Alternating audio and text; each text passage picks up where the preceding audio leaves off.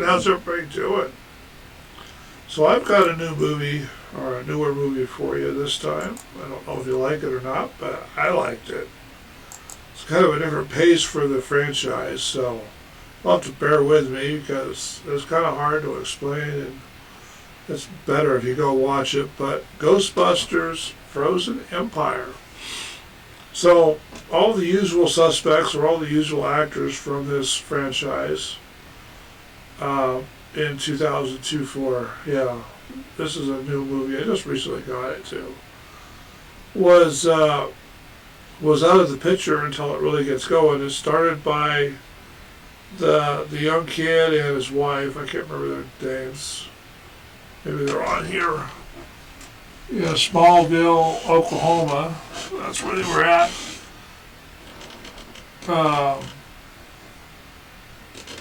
Carl is what they called the one guy, and the other one, they inherited the property from their father, Egon. Western, right? Then New York, and all the old characters from Ghostbusters, the guys anyway, were part of this movie. They were just at the end, and just a little bit towards the end, towards the middle. Now they did a good job with this one because it started off with the two adults and the kids. The kids of the Ghostbusters were all basically there in this thing, and they were in a small town in Oklahoma fighting the same bad guy that they fought in the original first movie in 1987 or 1988, in the 80s anyway, because it was trapped underground and it was making noises coming out. Egon had put lots of stuff to contain it, but all that stuff got old and broken and got uncontained, and then they brought back the ambulance Ghostbuster mobile in this one. I kind of like that one. The kids got to drive it around. It was a kid's car.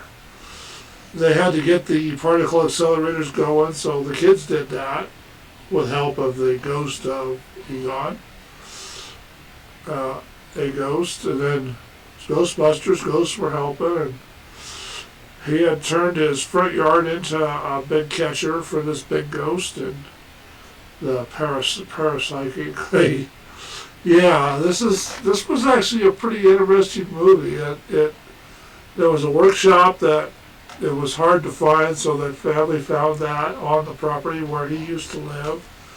Nobody in town really talked to him too much because, he was strange to them. Then the ghost was 400,000 Southwest Asian Scorpions. The kids went to the library and learned about ancient history or school as the earth shaked and all that fun stuff, because the ghost was trying to break free, shaking the whole town out of an old mine that he was trapped in by somebody else, and then it turned out to be, pretty good. The ghost was difficult to catch in this one, and it took just about everybody that was in the first three movies and the kids of the Ghostbusters. And of course, Egon was just a ghost himself, but it turned out to be a pretty good movie. And you can go hunt for apartments with the Ghostbusters, by the way. That's a fun fact that nobody seems to really care. Okay, the Zeddemore. Yeah, the Ghostbusters they didn't do this one in New York City this time. That was the interesting part. So they did this in Wisconsin, small town Wisconsin, Oklahoma, Oklahoma. So that was pretty good. The old house was nice touch. The old car in the backyard, all dusty and dirty, and that was a nice touch with all the remote control car with the trap sitting on it. That was fun. They had the seat that turned out where the kids could take a particle accelerator and chase ghosts through town and blow things up. That was fun. The police confiscated the equipment from the car after they caught the kids chasing ghosts through town. And they impounded it, and then they had to steal it back to go chase this big ghost, and then they had to unravel the secret because there was no notes on how it worked or all that fun stuff. So this turned out to be a pretty good movie.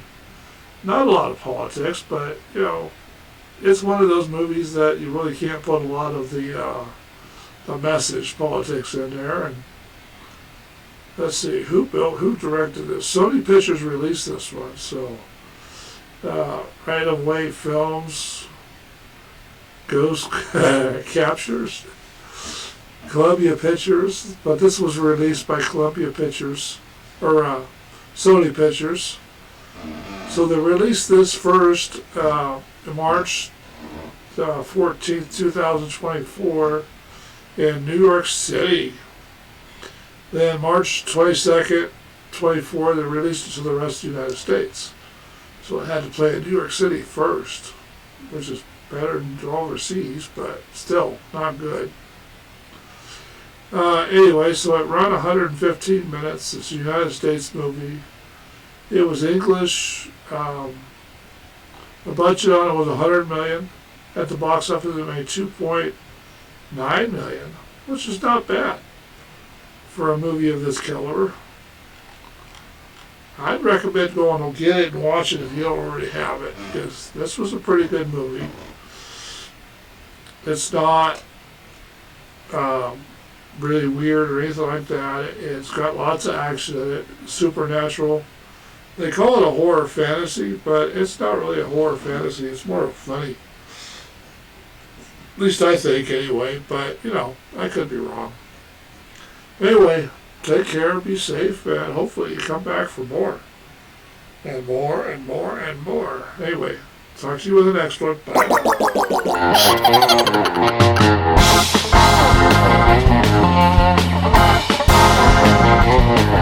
Bye.